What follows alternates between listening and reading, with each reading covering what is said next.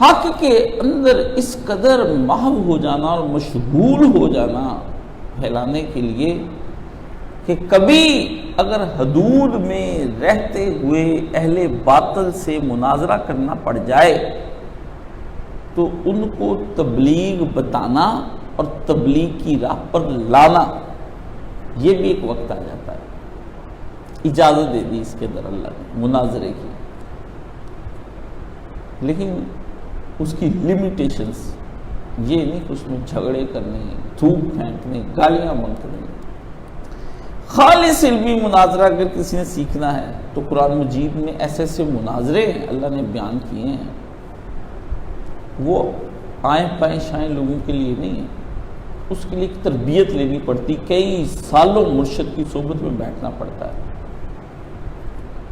اس میں پہلی چیز مناظرے کے اندر نفس کو ذبح کرنا پڑتا ہے، اس کے ٹوٹے ٹوٹے کر کے آگ میں جلا کے ہوا میں اڑا دینا پڑتا ہے کہ وہ غائب ہی ہو جائے، نفس نہ ملے کہیں۔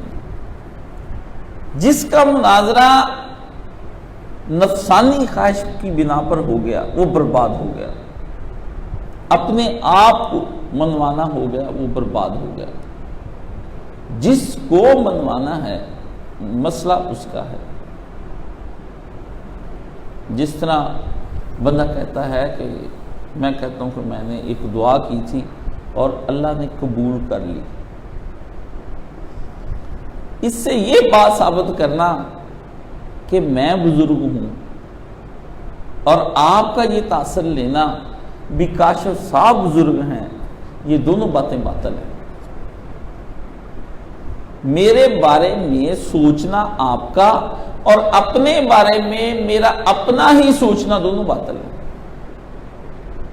اس میں سے تو بات یہ نکلتی تھی کہ اللہ سننے والا ہے، جب کسی کو کوئی مصیبت پڑتی ہے تو اللہ سننے والا ہے، اس سے میرا بتانے والا یا منوانے والا نہیں نکلتا تھا۔ اہل شرک جو ہے وہ یہی تو بات ہم سے منواتے ہیں کہ بابا جی نے دعا کی اور اللہ نے یہ قبول کر لی۔